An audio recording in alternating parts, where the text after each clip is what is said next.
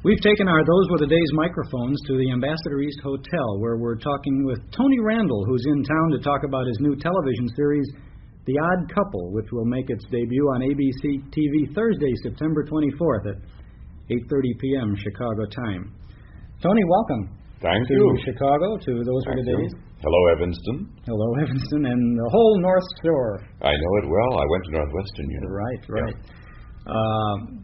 Jack Klugman is your co-star in the TV series. Yes. Sidekick, I believe, is the word they use. He's not a faithful companion. Faithful retainer? You're retaining the flavor of the Broadway play and the movie. I didn't see the movie, so I don't know. I didn't see the movie because I heard they didn't have the flavor that I was so very fond of. Yes, the flavor of the play, definitely. The characters, certainly. Jack played Oscar for over a year in London, and I played Felix many times. I played it twice here in Chicago. Right. You're out at Drury Lane, right? Yes, with Evanston's own Tony Marcus. Right. Living within the shadow of Dyke Stadium, as you may or may not know. When we are often in the shadow of Dyke Stadium. As a matter of fact, this program usually is a Saturday afternoon show, and we are being preempted for 10 weeks for Northwestern football. Mm-hmm. And we're moving to Sunday, and you are our first Sunday guest. Is that right? Isn't that a thrilling? Well, it is nice. Thing? Very nice indeed, yes. How many Odd Couple programs do you have in the can? 12 now. 12 now. And, of course, you'll have 39 before you're all through. 26. And then the reruns halfway through. Mm-hmm. That's right. That's great. I've heard a lot of things about you and The Odd Couple. And you have always played this sort of a fastidious type character, haven't you? I don't think so. No. I've played a goodly variety of roles. I've never played a real slob, I suppose, like Oscar. Well, you couldn't play that part. I don't think I could. Do you think the public would be ready for you in that part? It's that I'm not ready for it. Oh, I see. What do you have to do to get ready for that role? I suppose be reborn, as Shaw said of Herbert Beerbohm-Tree as Falstaff. Is The Odd Couple the first TV series you've done since the Mr. Peepers? Mm-hmm. That's right. Yeah, that was a great television series. I suppose. Do you like it when people remember the old TV series? They don't remember it so well.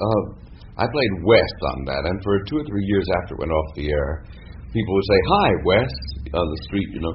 But then it perished. It faded, and I never hear it anymore.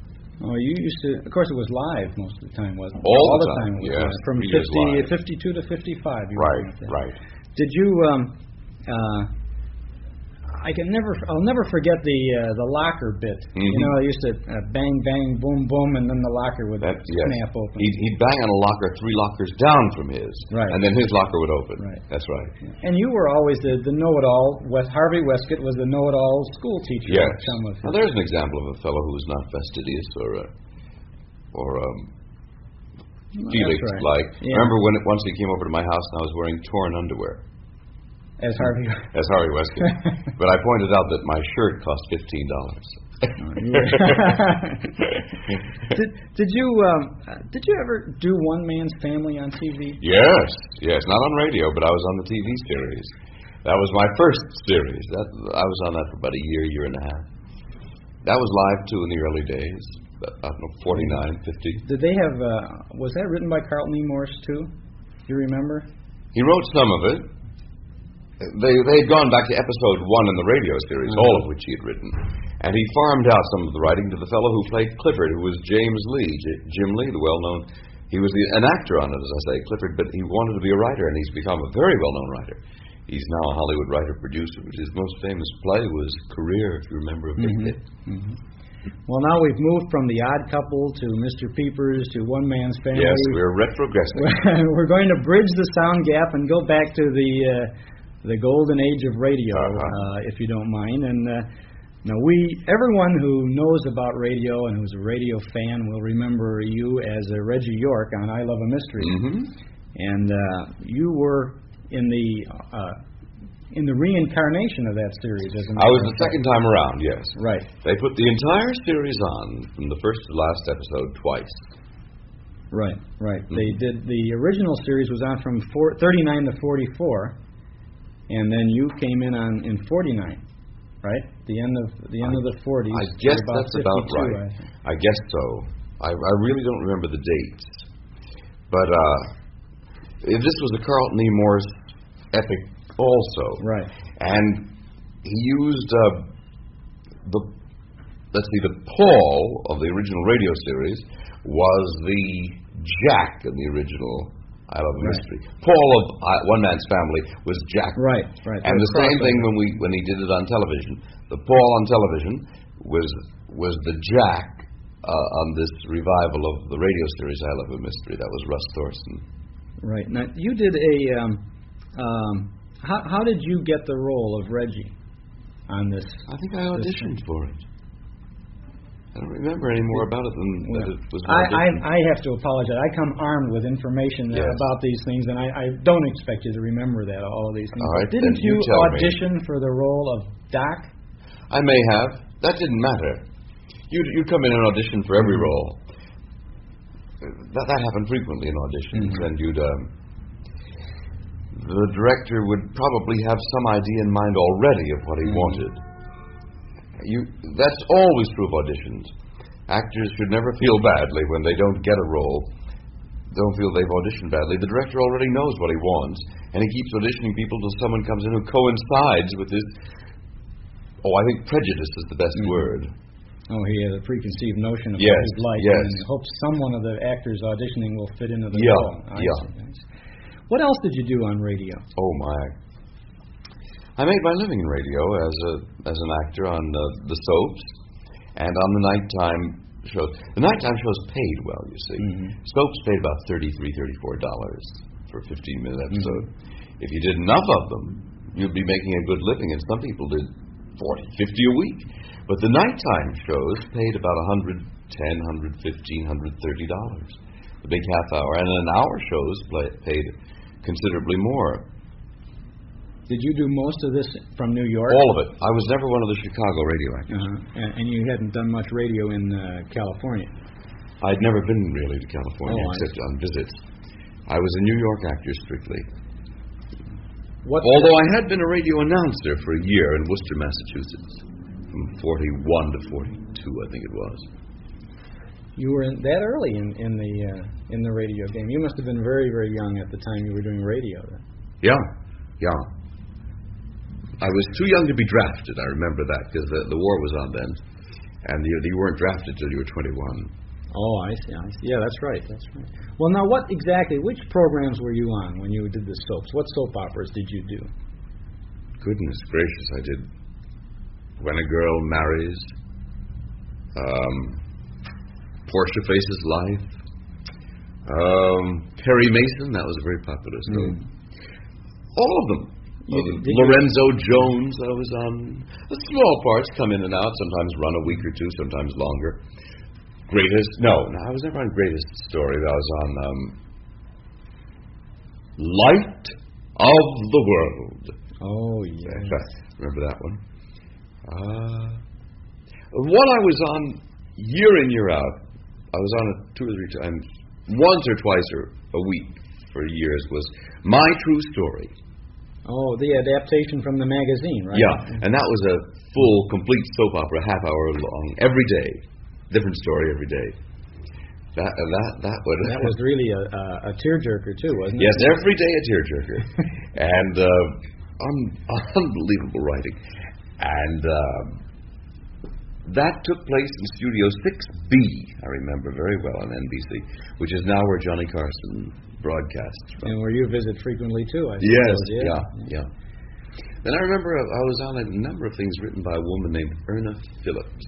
Right. She was based in Chicago. Yes. She wrote a lot of soap operas. Yes, and everyone took her very seriously. If you were in an Erna Phillips script, that was supposed to be good. And if you changed a word of it, Miss Phillips was listening and didn't like that. And it was this utter pap, just like everything else. It was really beneath contempt. Well, I've heard now that you've said that you really didn't think much of the writing on radio? Didn't make much of radio, no. All the old radio fans who hear me talk about it occasionally, I'm frequently asked about it, and I have a good memory and remember it all, and it goes under the heading of trivia, think that I'm a fan of it, and I despised it. Mm-hmm. And I used to pray that I'd get out of it. And you did. And I did, yes. Well, now you mentioned also about the nighttime programs that you did. Now, Mm-hmm. which nighttime shows were you? You see, I've checked a lot of reference books on radio, and I can only attach you to I Love a Mystery. Well, that was a contract job, and I was on it for years. Uh-huh. But the other things you just came in and did once. You're just an actor. I was on Mr. District Attorney many, many, many times. But if you would look up Mr. District Attorney, you'd only find Len Doyle as Harrington, Jay Jostin. Jay Jostin as Mr. District Attorney, and Vicky Vola as Miss Miller. Right. Yes. I did a pretty good imitation of Jay Jostin. And the announcer was Fred Utel. Let's hear your Jay Jostin imitation. Well, I should tell your audience that it's very early in the morning here at the Ambassador East, and I'm not in voice yet. Once Chalyapin was asked to sing in the morning, as you know. He said, sing in the morning. Can't even spit. I remember the announcer saying, Mr. District Attorney, champion of the people, defender of truth, guardian of our fundamental rights to life, liberty, and the pursuit of happiness. And the music would come in, Peter Van Stevens Orchestra. Mm-hmm.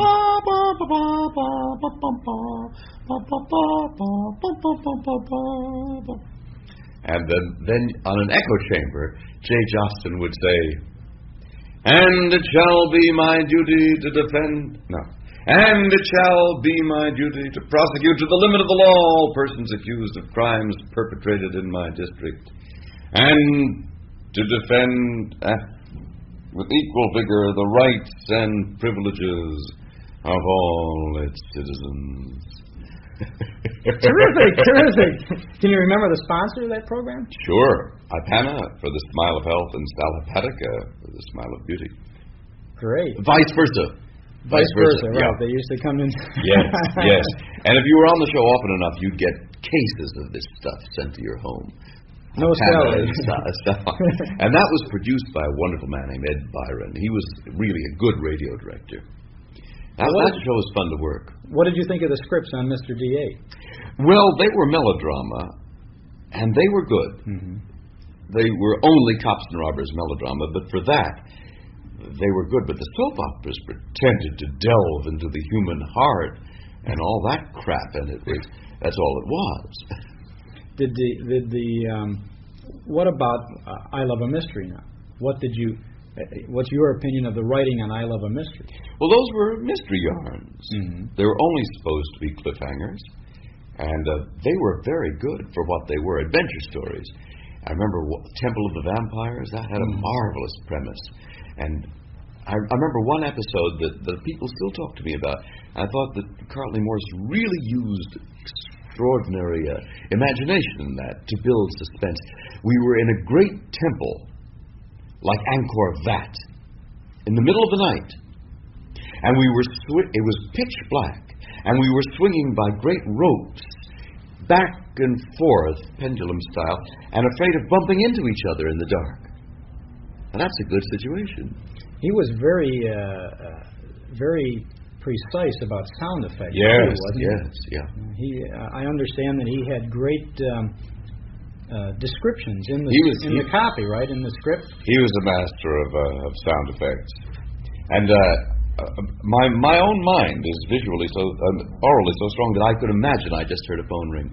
Fantastic. Incredible sound effect, yes. It's really good. What other evening programs did you do? The network. FBI in Peace and War. LAVA. Lava Soap sponsored that one. Right. So many I can't possibly remember. Did you usually play a heavy or anything? Didn't matter. Didn't matter. You played anything, and you generally played two roles. Right. You would double, and your ability to double in radio had a lot to do with your ability to get jobs. And this was abused. It eventually got to the point where only those who could double got jobs, and the directors were saving money. The producers were saving money by having it, instead of hiring two actors, they'd have one. And eventually they would have only, say, 3 actors in the whole studio playing 20 roles. And then put a lot of people out of work. Yes, and the quality was bad because very few people can double really well. Louis Van Rooten was a great doubler. Everett Sloan, who was one of the great radio actors, Gary Merrill, guys like that, Richard Widmark, they weren't good doublers. They always sounded exactly like themselves. I was a pretty fair doubler. So eventually AFRA, now is AFRA, American Federation of Radio Artists, made a ruling that there could be no more than 2 actors doubling on any given show, and they could only play 2 roles instead of 3 actors playing 5 roles, each making a cast of 15. And the quality of the shows immediately went up, although they were really doing it to give jobs to more actors. But there was an actor around, Phil Kramer, he's still around, and he's famous for having a voice like this, and he talks like this, and he still sounds exactly like this, and he only be cast for roles like that. So a director said to him, "Can you double?" He said, "Double? Of course I can double." He said, "I can talk way up here or way down here." I asked him once if that story was true. He said, No, that's a story they tell about me. I said I can talk way up here or way down here.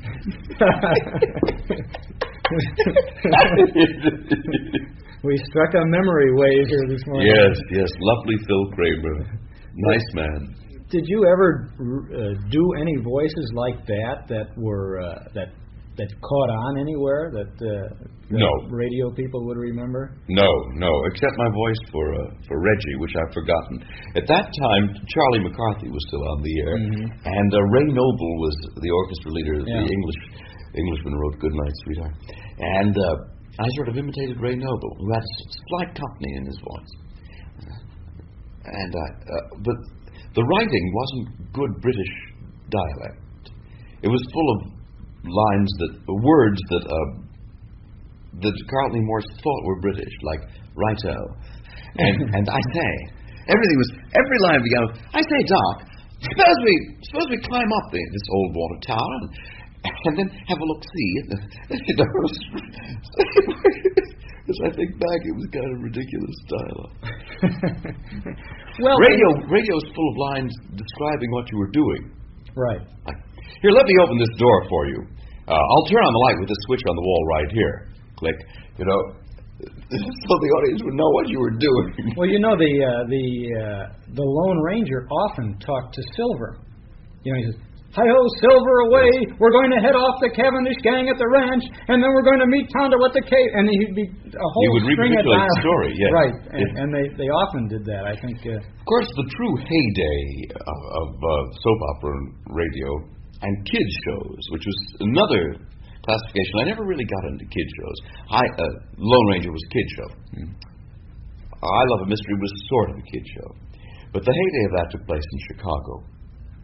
And all those Chicago actors were a different group. When it moved to New York, many of them moved to New York too. But there was one show that was good. Of all of radio, millions of radio shows on the set, except for Fred Allen and Jack Benny and a few like that. There was one show that was genuinely good writing and good acting, and only one. And that was Vic and Sade. Vic and Sade, yeah. Vic and Sade was genuinely good, and those scripts I would put up against the best American humor of James Thurber or Ring Lardner. And the acting was extraordinary. And one of the actors is a pretty good friend of mine. He's at Paramount producing a show now. And I see him every day because we're doing The Odd Couple, and he's writing and producing Love American Style. And that's Billy Idleson, who was Rush on Vic and Spade. And he's out in Hollywood today producing, directing? I just said that. Very good. That's your memory bank. Well, what about Easy Aces? Remember that program? Easy Aces was very, very good indeed, very funny. It capitalized on the performances of Goodman Ace and his wife Jane Ace. It was clever, very clever. Now, another clever show out of radio's golden age, if you will, was the Henry Morgan show. Yeah. And you I was on that. Something to do with that. Mm-hmm. Exactly what did you have to do with it? Well, the original show, Here's Morgan, was something else again. Henry Morgan just talked for 15 minutes every day. He was the first to kid sponsors and be irreverent about anything. That was a big deal then. Mm-hmm. He then moved into the big time with a big nighttime half-hour comedy show, and that was my first job getting out of the Army. I auditioned for Henry Morgan, and he used me, and I'm eternally grateful to him. It broke the drought. I had quite a stretch when I got out of the Army before I found a job. Did you do a number of different roles on that show? Or comedy parts, yeah. You played against Henry on... and comedy sketches, all sorts of things. Mm-hmm. What was your last, not counting what you're doing today in radio, which we'll get to, but what was your last radio job? You remember? I have no idea. Just kind of... It petered out. Yeah. As television came in, radio petered out. And the first year or so of Mr. Peepers, I would get conflicts from the director to be able to make, I Love Him, not I Love a Mystery, but My True Story in the mornings and things like that. And then those things died. And they just were no more. And if they were, they'd lost their sponsors. And so the pay was very small. It wasn't worthwhile to do them. Today you are still a regular on the Opera Quiz program. Oh, yes, that's right. So I'm a regular on a radio show. Radio. That's true. Yes, I hadn't thought of it that way, but it's true. Because we do that live and in front of an audience. Mm-hmm. I sort of think of it as an appearance. But you are regularly on the program? I'm an irregular regular. I do it 3, 4, 5 times a season. So from The Odd Couple to Mr. Peepers to One Man's Family, I Love a Mystery, My True Story. Up to the Opera Quiz. Opera Quiz. Yes. And you've come full cycle on the radio routine. What about you did a couple of record albums, and on the jackets, I think they're Vodio Do or something like that. Mm-hmm. And they say that you are spoofing the songs of the 20s and the 30s, but I don't think you're spoofing them. I think you're recreating them pretty well. I think that's true. Yes. I like them. And I like the sound of old records. And we had a lot of fun. Those are good. I'm rather pleased with those albums. Things like Boo Hoo and Cecilia. Well, no, Boo Hoo, I'm just imitating Carmen Lombardo, my notorious imitation. But Cecilia is really a recreation of the period and style. That's good. If you're going to play any of them on your show, play Cecilia, which is... I will. I shall. Yes. Winchester Cathedral was another... Well, Winchester Cathedral was written in the manner of that period. And Stumbling, too. Stumbling is a good song. Yeah. Very good song. And you do a good job on it, too. Thank you. Thank you very much for chatting with us this morning. And it's a pleasure, Chuck. We will be watching for The Odd Couple every Thursday night, beginning September 24th on Channel 7 in Chicago. And we won't forget to remember Tony Randall as Reggie York on I Love a Mystery, too. It's better forgotten, but thanks anyway. Thank you, Tony Randall.